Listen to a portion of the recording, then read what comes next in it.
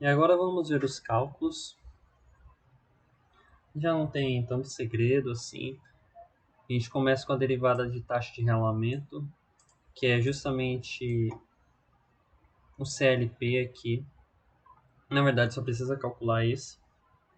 E o CL delta a gente tem, foi calculado anteriormente. Mas a gente precisa calcular esse primeiro auxiliar, que é a constante da integral. Depois nós temos os cálculos de CY para as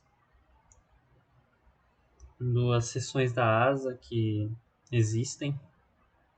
Então a gente não precisa considerar ali que o aileron vai estar posicionado em uma dada outra posição. A gente está calculando todo para toda a asa.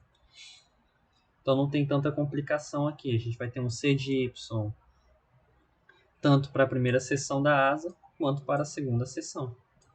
A simbólica é Y para a gente poder estar substituindo na integral. E aí a gente vai ter o CLP1 para a primeira seção da asa e o CLP2 para a segunda seção da asa. Como é que a gente identifica para a primeira e segunda seção? Além de ter o CY aqui, a gente sabe que a primeira seção da asa vai da corda da raiz, que é envergadura 0, até a corda no meio. E a segunda seção da asa vai desde a corda do meio até a corda na ponta. Então a gente tem aqui os cálculos. Depois o cálculo final vai ser CLP1 mais CLP2. Então tem a contribuição do estabilizador vertical. Aqui a gente começa com os cálculos de geometria. Depois CLαv, que você já está habituado. Depois CLPv, que é a equação aqui em cima. Sem segredo também. CLPv. Aqui eu já coloquei direto. Vamos ver. O cálculo do CY beta V já está diretamente aqui, de certa forma. Que no caso duas vezes é o CL alfa V vezes zeta V e aqui SV dividido por SW. Depois nós temos o cálculo total, que é o CLP, que é o CLPW mais o CLPV. Em seguida temos o cálculo do φ em função do tempo. Para isso a gente precisa calcular o LP, que agora já não é mais a derivada que a gente está calculando. A gente está calculando aqui já o momento de rolamento. Da mesma forma como nós temos L delta A, a gente está tendo LP aqui. Então a gente faz o t variar de 0 até 2, de 0.1 e 0.1, calcula-se o L delta A aqui, que vai estar entrando na equação que nós vimos anteriormente. Essa equação aqui, que é do φ pelo tempo. E o que eu faço? Peraí. Beleza, aqui é o φ pelo tempo, para duas velocidades. Por isso que tem um for aqui que vai de 1 até 2. Quem varia com a velocidade é o L delta A.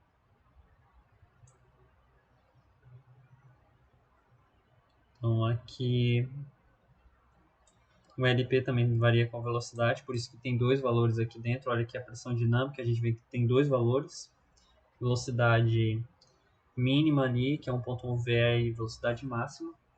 Então calcula-se o φ, variando o tempo para duas velocidades. Então o φ ré que eu já vou tirar daqui, está repetido. E aqui entre os cálculos, só que é o tempo para atingir o ângulo de inclinação necessário. O que acontece? Ali no Sadrae tem uma forma bem explícita de calcular o t. Só que aqui não tá, no Roscan ele não mostra, ele não isola o t na equação para te encontrar. Então o que eu fiz? Como a equação é φ em função do tempo, se eu pegar essa equação, definir t como simbólica e resolver para t, perceba que φ rec, que deveria estar aqui à esquerda da equação, positivo, ele passou para a direita e ficou negativo. Esse valor eu já tenho definido. Eu já tenho esse valor definido. Então o que eu preciso? Eu preciso pegar essa equação e igualar, ou trazer o φrec para o lado esquerdo, isso daqui já vai estar igual a zero, e resolvê-lo em função de t, para encontrar o tempo para atingir o ângulo de inclinação, que é 30 graus. Já que não tem uma forma aqui da gente estar isolando t. Então, Trec vai ser double dissolve de Aqun para t. Em seguida, calcula-se aquele requisito mínimo, que é auxiliar CL delta A vezes delta A, dividido por menos CLT. Aqui, se ele deu maior dessa vez, deixa eu executar.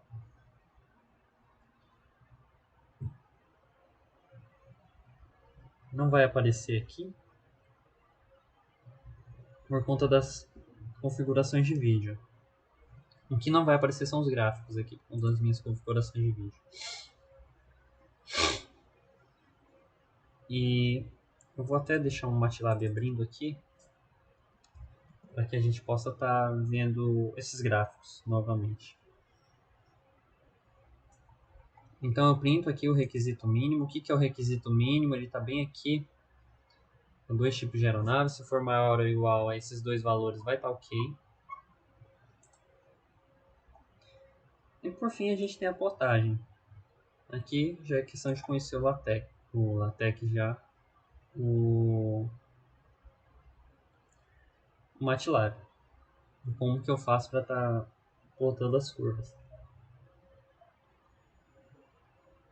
Agora nós temos a resposta ao degrau. O Phillips, o Sadraí não apresenta essa resposta ao degrau. Ele mostra aqui que existe uma resposta ao degrau, só que ele não desenvolve o cálculo. Ele já te apresenta direto o ângulo de inclinação pelo tempo e desenvolve pouco nessa parte aqui. Então, conforme Phillips, o movimento de rolamento é altamente amortecido, logo, conforme o tempo aumenta, a taxa de rolamento fica constante. Então, quando a aeronave responde a uma deflexão do aileron, o tempo transiente será muito pequeno e a aeronave se aproxima rapidamente da taxa de rolamento estável. Então, desse meio segundo aqui, que a gente pode ver na taxa de rolamento, a gente tem um transiente. Após esse transiente aqui, que tende a ser mais rápido, em ordem de 0,5 segundos, a gente vai ter a aproximação para o estado estacionário e a velocidade da aeronave no rolamento vai ficar constante. Não a velocidade que ela está indo reta, em direção ao vento, mas a velocidade de inclinação. Aqui, após um transiente inicial, o ângulo de inclinação aumenta linearmente com o tempo. A resposta ao degrau é feita da seguinte forma. A gente define o t como uma variável simbólica, pega esse φ, aquele cálculo de φ normal da equação que o Roscan dá, e a gente vai diferenciar em função de t. O que é a taxa de rolamento? É a derivada do ângulo de inclinação pelo tempo. Então diferencia, varia t de 0 a 2 de 0,1 a 0,1. E por fim substitui na equação diferenciada aqui, que é o p, ou seria um φ ponto, por exemplo. Pega esse p e substitui o t desse p. E a gente calcula o p devido ao step. O que a gente está fazendo aqui é a resposta ao degrau, só que é uma forma aproximada. Então isso daqui é válido somente para o design do aileron. E aí a gente tem a plotagem dessa condição. Deixa eu ver como que está aqui. Já carregou o MATLAB? Eu vou mostrar aqui as plotagens. Que... Deixa eu ver quanto que ele aparece aqui. Para a gente poder executar. É o editor.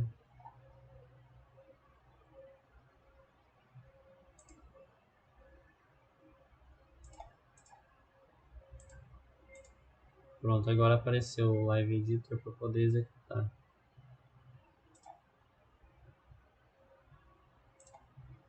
Deixa ele carregar aqui para a gente ver os gráficos.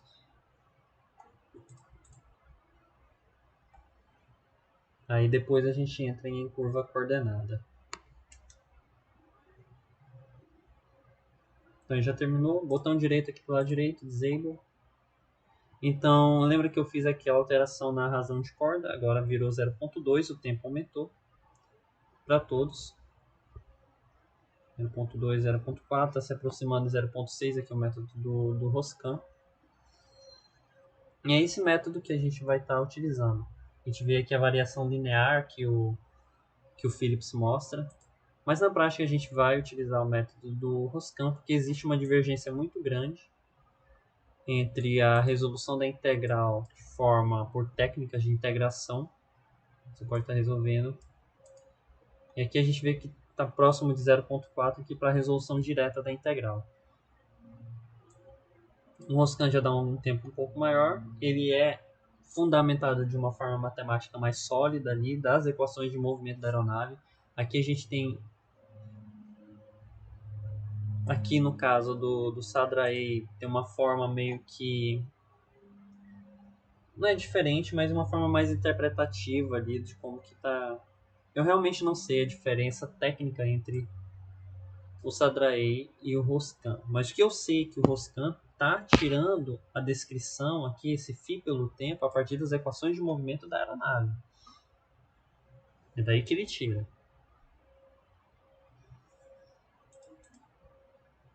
E eu vou continuar explicando a partir daqui, eu vou fechar aqui outro MATLAB, porque a gente não consegue ver os gráficos. E aqui a gente tem a resposta ao degrau. A gente tem o tempo transiente até o estado estacionário aqui. E a gente vê que a velocidade ele demora mais tempo aqui para atingir a velocidade de estado estacionário, enquanto o tempo no V máximo, deixa eu ver se não está trocado aqui, para evitar qualquer interpretação aqui errada.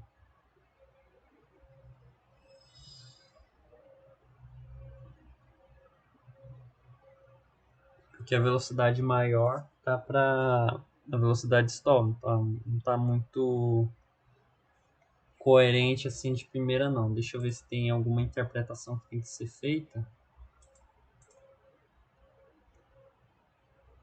Na prática a gente tem que ver aqui o plot T pelo φ. A gente vai ver o φ variando aqui em dois momentos, 1 e 2. No 1 nós temos uma pressão dinâmica menor e depois uma pressão dinâmica maior. L delta A vai de um valor menor para depois um valor menor. Como é diretamente proporcional, o φ para velocidades maiores vai ser maior também.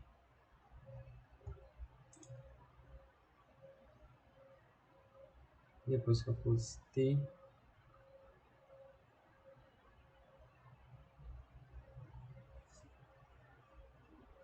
Bom, espero que a interpretação esteja correta. A gente está com uma velocidade maior para uma velocidade maior para um... esse daqui não está tão interpretativo assim de primeira não. Então, correto. Depois eu dou uma olhada e coloco um comentário aqui da interpretação desse gráfico. O pior que pode acontecer aqui é só as curvas estarem trocadas. Então a gente está na velocidade máxima com uma velocidade de resposta aqui menor. Uma velocidade menor, a gente tem uma velocidade de resposta maior.